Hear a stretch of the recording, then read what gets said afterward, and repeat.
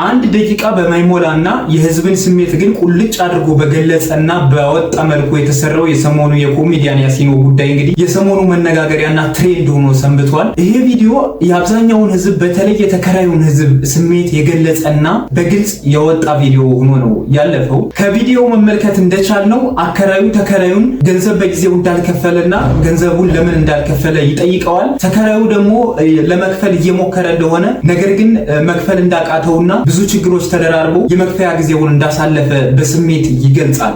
ቪዲዮውን እስቲ አይተነው እንመለስ። ሄሎ ማን ቤት ኪራይ ባለቤት አልነገረችም? ቤት ኪራይ አንድ ወር ሳትከፍል ሁለተኛ ወር መጥቶብሃል። እየሞከርኩኝ ነው ትላለህ እንዴ? እየሞከርኩኝ ነው። ያንተን የቤት ኪራይ ልከፍል እየሞከርኩኝ ነው። የልጆች ትምህርት ቤት ትምህርት ቤት ከፍል እየሞከርኩኝ ነው። የሚበሉት አጥተው እየሞከርኩኝ ባለቤት ለማውጣት ሰው አይደለ እንዴ? ይኸው ተመልከት። ይሄ የልጆች ጌም የሚጫወቱበት ልሸጥ እየሞከርኩኝ ነው። አስብ እንጂ ሁሉም ሰው እየሞከረ ነው በዚህ ሰዓት። እጁን አጣጥፎ የተቀመጠ ሰው አለ እንዴ? ታገሰኝ በቃ። እንደየነው እንግዲህ ቪዲዮውን እንደተመለከተነው የአብዛኛውን በተለይ የተከራዩን ስሜት ቁልጭ አድርጎ በገለጸ መልኩ የተሰራ ቪዲዮ ነው። በጣም የሚገርመው በተለይ በከተማ አካባቢ የሚኖረው 67% የሚሆነው ህዝብ ተከራይ እንደሆነ ይነገራል። አይ ተከራይ ህዝብ አብዛኛው የመንግስት ሰራተኛ ነው፣ እንዲሁም በግል መስሪያ ቤቶች ተቀጥሮ የሚሰራ ሰራተኛ ነው። ቢበዛ የሚከፈለው ከ20 ሺህ ብር ከ30 ሺህ ብር አያልፍም ደሞዝ። ነገር ግን ቤተሰብ አለው፣ ልጆች አሉት፣ ልጆቹን ያስተምራል፣ ምግብ አለ፣ የትምህርት ቤት ክፍያ ያለ ልብስ አለ። ታዲያ ይሄ 20 ሺህ ብር 30 ሺህ ብር እንዴት ወር ሊያደርሰው ይችላል የሚለው ጥያቄ ታምር ካልሆነ በስተቀር ወር ሊያደርሰው አይችልም። ይሄ ቪዲዮም እያሳየው የነዚያን የተከራዮችን የአብዛኛውን ህብረተሰብ የአብዛኛውን የከተማ ኗሪ የአብዛኛውን ብሶተኛ ስሜት ጥበብ በተሞላበትና አንድ ደቂቃ ባልሞላ ጊዜ ውስጥ የህብረተሰቡን ስሜት ቁልጭ አድርጎ ገልጿል። በተለቀቀ በትንሽ ሰዓት ውስጥም በሚሊዮኖች ታይቷል፣ በሚሊዮኖች ኢንጌጅ ተደርጓል፣ በሚሊዮኖች ተጋርቷል። በጣም ብዙዎች ስሜታቸውን የገለጸ ሆኖ አግኝተውታል። ብዙዎቻችን እንደምናውቀው እንግዲህ በከተማ አብዛኛው በተለይ በተከራይና በአከራይ መካከል ብዙዎቻችን እንደምናውቀው በአከራይና በተከራይ መካከል ምንም አይነት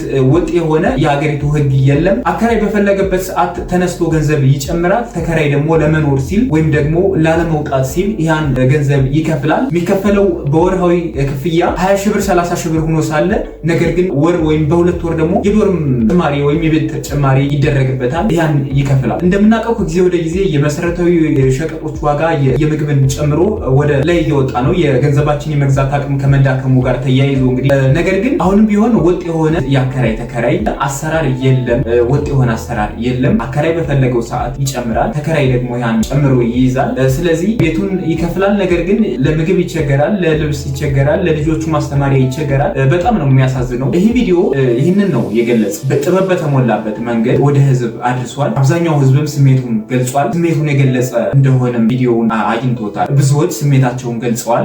ብዙዎች ትክክለኛ ማንነታቸውን አሁን ያሉበትን ሲቹዌሽን የሚገልጽ መሆኑን ተናግረዋል። በተጨማሪም ደግሞ ብዙዎች በተለይ አከራዮች ደግሞ በቪዲዮ ብዙ አስተያየታቸውን ሰጥተዋል። በተለይ አከራዮች ምንድነው የሚሉት? እኛም አከራይ ነን፣ እኛም ልጆች እናስተምራለን፣ ልጆችን እናሳክማለን፣ ልጆችን ልብስ እንገዛለን፣ እኛም የምንኖረው ህይወት አለ። ህይወታችን የተንጠለጠለው ደግሞ በምናከራየው ገንዘብ ነው። ስለዚህ ማንም ተነስቶ እንትን ሊለን አይችልም። ምክንያቱም እኛም የራሳችን ህይወት አለ።